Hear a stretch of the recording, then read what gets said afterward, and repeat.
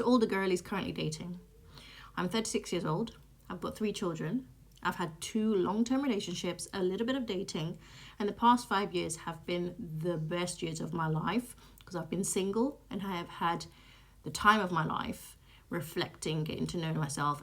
And I wanted to share with you something that I've been learning during this reflective period of my life. And it's something that I will be taking with me if I ever choose to start dating again or to be out there in the market looking for a partner. We need to look for somebody that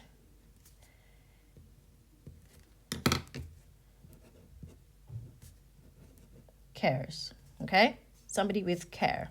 We're going to figure out what that actually is. So this stands for consideration, okay? But we cannot have consideration without empathy, okay? And then this stands for accountability. But we cannot have accountability without reflection, okay? And that's self-reflection. And so we're going to encapsulate our letters because these are the main ones. That's what care means, right? Without empathy, you cannot have consideration. Without reflection, you cannot have accountability. Now, empathy is not an action. This is the only, I would say, odd one out. So this is something that's inherent in someone. They're probably born with it and also maybe learned it through nurturing. If they had a really good upbringing, they'll be empathetic. If they've seen their parents being empathetic people, they might absorb some of that. These 3 are actions. Reflection is an action that you do, but it's not an action that we do with our bodies, like in an outwardly sense. We reflect in our minds when we think. Thinking is an action, isn't it, that we do in our minds, okay? Accountability is an action as well. So accountability is shown through somebody apologizing or is shown through somebody making something right after they've wronged or they haven't done the right thing. Consideration is also an action. Consideration is when, let's say, your partner is out somewhere and they know you're about to cook.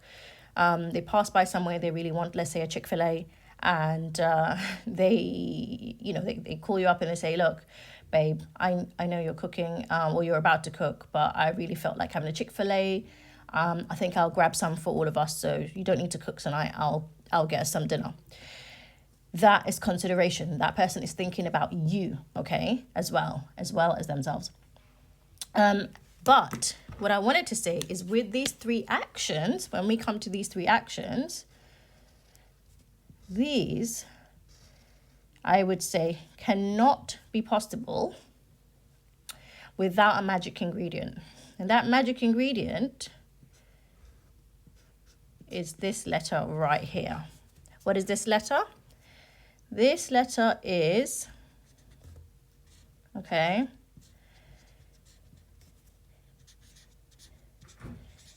integrity. Can you see that? Integrity. And so, what is integrity? You know, when I watch that Pop the Balloon show, I always see women saying, oh, I want an honest man, I want an honest this, I want an honest that. Honesty lives inside integrity, okay? But integrity doesn't live inside honesty. Integrity encapsulates all of that. Integrity means doing the right thing all the time, whether someone's watching or not. Honesty is situational. Honesty is reactive.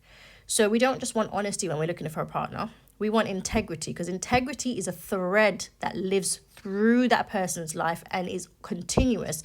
Integrity is proactive. It's always there with every single action and thought that that person has, even the thoughts of that person. When the person has integrity, everything has integrity. And so that is the magic ingredient that makes all of these 3 things possible. But empathy is something that is, I would say, an inherent part of somebody's being. And I don't think it can be taught.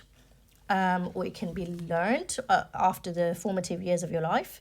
If I was ever to start dating again, I think these are the non-negotiables, I would say, of the things that you would like in a partner. If somebody doesn't have all of these things plus this, I'm sorry, bye-bye for me.